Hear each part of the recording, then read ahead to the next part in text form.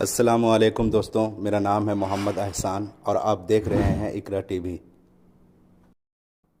یہودی ایک ایسی قوم ہے جس کے پاس ہزاروں نبی آئے، اس کے باوجود یہ لوگ گمراہی اور نافرمانی میں ڈٹے رہے۔ یہودی حضرت یعقوب علیہ السلام کی اولاد میں سے ہیں، جن کا ایک نام اسرائیل بھی تھا۔ حضرت یعقوب علیہ السلام حضرت ابراہیم علیہ السلام کے پوتے اور حضرت اسحاق علیہ السلام کے بیٹے ہیں۔ حضرت ابراہیم علیہ السلام اور حضرت اسحاق علیہ السلام دونوں اللہ کے نبی تھے۔ حضرت یعقوب علیہ السلام کے 12 بیٹے تھے، جن میں سے ایک پیغمبر ہوئے جن کا نام حضرت یوسف علیہ السلام تھا، اور ان کا ایک بیٹا جن کا نام یہودا تھا، جس کی نسبت سے یہ بنی اسرائیل اپنے آپ کو یہودی کہلوائے۔ ان کی فساد اور ظلم اتنا تھا کہ اللہ تعالیٰ نے ان لوگوں کا ظلم اور فسق قرآن پاک میں جگہ جگہ بیان کیا ہے۔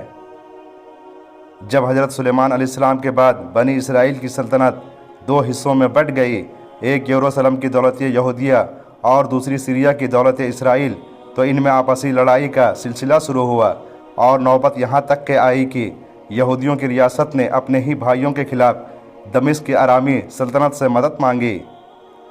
اس پر خدا کے حکم سے حنانی نبی نے یہودیوں کے حاکم آسا کو سخت تنبیہ کی، مگر آسا نے اس تنبیہ اور چتونی کو قبول کرنے کے بجائے خدا کے پیغمبر کو جیل بھیج دیا۔ حضرت الیاس علیہ السلام نے جب بیل کی پوجا پر یہودیوں کو ملامت کی اور نئے سرے سے توحید کے پیغام کو پھیلانا شروع کیا، تو سامریا کا اسرائیلی بادشاہ اکی اب اپنی مشرک بیوی کے خاطر ہاتھ دھو کر ان کی جان کے پیچھے پڑ گیا، یہاں تک کہ انہیں جزیرہ نمایاں سینا کے پہاڑوں میں پناہ لینی پڑی۔ اس موقع پر جو دعا حضرت الیاس علیہ السلام نے مانگی تھی وہ اس طرح ہے: بنی اسرائیل نے تیرے عہد کو چھوڑ دیا، تیرے نبیوں کو تلوار سے قتل کیا، اور ایک میں ہی اکیلا بچا ہوں، تو وہ میری جان کے پیچھے پڑے ہیں۔ ایک اور نبی حضرت میکایا کو اسی اکی اب نے حق بولنے کے جرم میں جیل بھیج دیا اور حکم دیا کہ اس شخص کو مصیبت کی روٹی کھلانا اور مصیبت کا پانی پلانا۔ پھر جب یہودیہ کی ریاست میں کھلم کھلا بت پرستی اور بدکاری ہونے لگی اور زکریا نبی نے اس کے خلاف آواز اٹھائی، تو بادشاہ یہودا یواس کے حکم سے انہیں ٹھیک ہیکل سلیمانی میں مقدس اور قربان گاہ کے بیچ پتھر مار مار کر ہلاک کر دیا گیا۔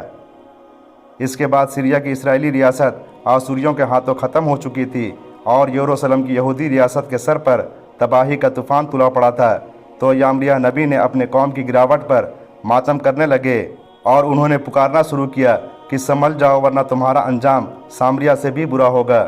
مگر قوم کی طرف سے جو جواب ملا وہ یہ تھا کہ ہر طرف سے ان پر لعنت اور پھٹکار کی بارش ہوئی، پیٹے گئے، قید کیے گئے، رسی سے باندھ کر کیچڑ بھرے حوض میں لٹکا دیے گئے کہ بھوک اور پیاس میں وہیں سوکھ سوکھ کر مر جائیں، اور ان پر الزام لگایا گیا کہ وہ قوم کے غدار ہیں، باہری دشمنوں سے ملے ہوئے ہیں۔ ایک اور نبی حضرت آموس کے بارے میں لکھا ہے کہ جب انہوں نے سامریا کی اسرائیلی ریاست کو اس کی گمراہیوں اور بدکاریوں پر ٹوکا اور ان حرکتوں کے برے انجام سے خبردار کیا، تو انہیں دھمکا دیا گیا کہ ملک سے نکل جاؤ اور باہر جا کے پیغمبری کرو۔ حضرت یحییٰ علیہ السلام نے جب ان بد اخلاقیوں کے خلاف آواز اٹھائی جو یہودا کے بادشاہ ہیرودس کے دربار میں کھلم کھلا ہو رہی تھی، تو پہلے قید کیے گئے، پھر بادشاہ نے اپنی معشوقہ کی فرمائش پر قوم کے سب سے بھلے آدمی کا سر کٹوا کر ایک تھال میں رکھ کر معشوقہ کو پیش کر دیا۔ آخر میں حضرت عیسیٰ علیہ السلام پر بنی اسرائیل کے علماء اور قوم کے سرداروں کا غصہ بھڑکا، کیونکہ وہ انہیں ان کے گناہوں اور ان کی ریاکاریوں پر ٹوکتے تھے اور ایمان اور سچائی کی نصیحت کرتے تھے۔ اس قصور پر ان کے خلاف جھوٹا مقدمہ تیار کیا گیا، روسی عدالت سے ان کے قتل کا فیصلہ حاصل کیا گیا، اور جب رومی حاکم پلوٹس نے یہودیوں سے کہا کہ آج عید کے دن میں تمہارے لیے یسوع اور برابا ڈاکو دونوں میں سے کس کو رہا کروں، تو ان کی پوری بھیڑ نے ایک آواز میں پکار کر کہا کہ برابا کو چھوڑ دے اور یسوع کو پھانسی پر لٹکا دیں۔ یہ ہے اس قوم کی جرم کی داستان کا ایک بہت ہی شرمناک باب، جس کی طرف قرآن کی اس آیت میں مختصر طور پر اشارہ کیا گیا ہے۔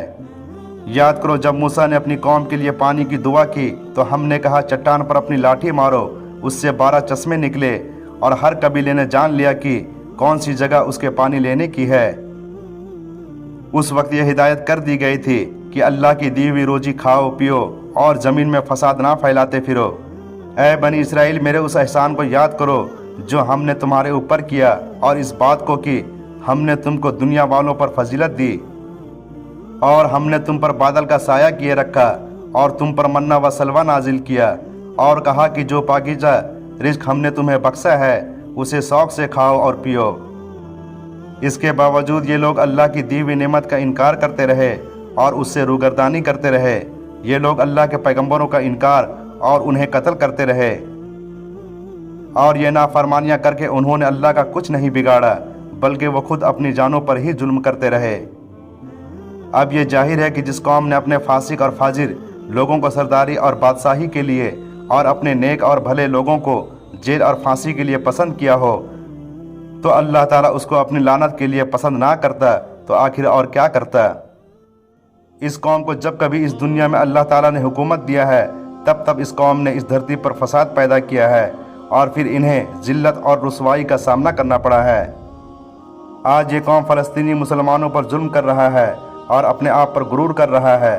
شاید یہ بھول گیا ہے کہ اسے اس دنیا میں کتنی ذلتوں کا سامنا کرنا پڑا ہے، اور وہ دن بھی آنے والا ہے جب اسے پھر سے اس دنیا میں ایک بار ذلتوں کا سامنا کرنا پڑے گا۔